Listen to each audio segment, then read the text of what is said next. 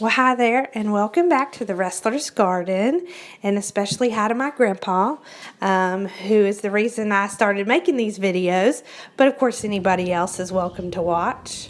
The garden's had a bit of a hard time.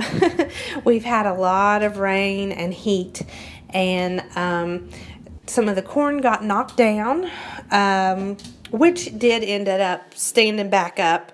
I wasn't too worried about it because I saw a video on YouTube by a guy, I think his name is Gardening Rebel, and he showed his corn got knocked over, and he said, oh, it'll stand back up, and he was right. Mine stood back up too. The big problem we had was this fungus, which I think the guy at the feed and seed store said was called southern blight. Maybe he said southern wilt. But anyway, one day the pepper plants looked great. The next day, some of them are just wilted and just laying over on their side. So we had to dispose of the peppers that looked like this. We just threw them in the trash because we didn't want to spread it to our compost pile. And the rest of them we treated. I believe what he gave us was calcium nitrate and some kind of copper spray. And it does seem to be working. Things are starting to look better, which you'll see here just a second in this wider shot of the whole garden. Finally, the first of our sunflowers in the backyard bloomed. I wasn't sure they were ever going to do it. The ones in the front yard did. And this one back here finally bloomed, and it's real pretty and big sunflower.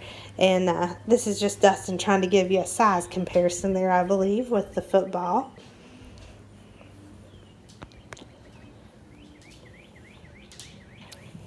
That's an Ozark giant pepper, a little muddy from all the rain. And these are those Corbaceae peppers that I said, if I can grow this many, anybody must be able to grow these. This is our kind of wall of sunflowers in the front yard. And I tell you what, I just love coming home and seeing this as we drive up. I finally got a picture of the kids in front of it, so I'm really happy about that. And they are very tall.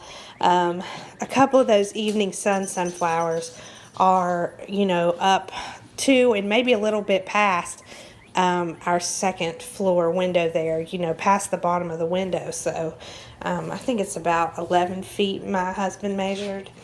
And we also went ahead and decided to pull out the onions. The stalks were starting to fall over, and we didn't really know what we were doing with the onions, and that's kind of evident by the size of the onions. Some of those are like golf ball size.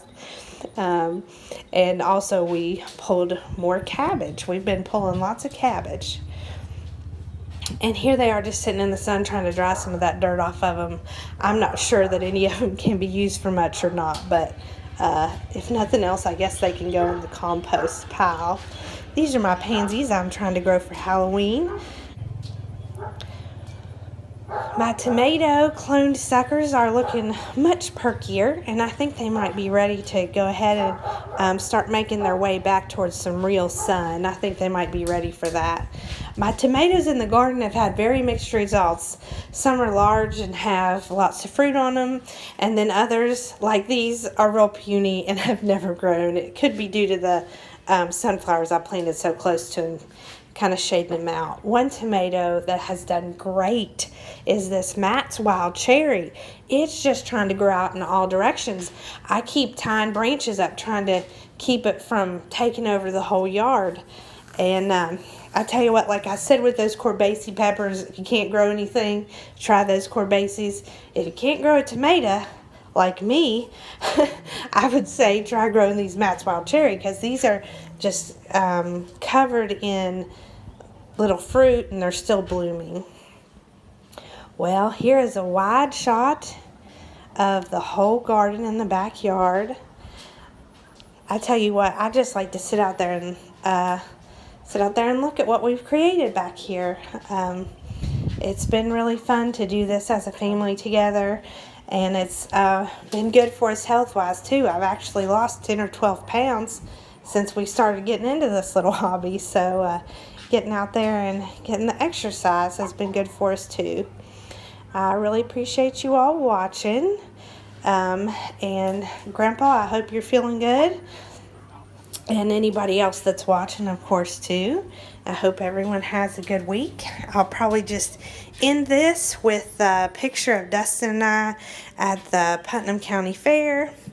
And then some pictures of our different flowers around the garden. Thanks for watching. Talk to you later.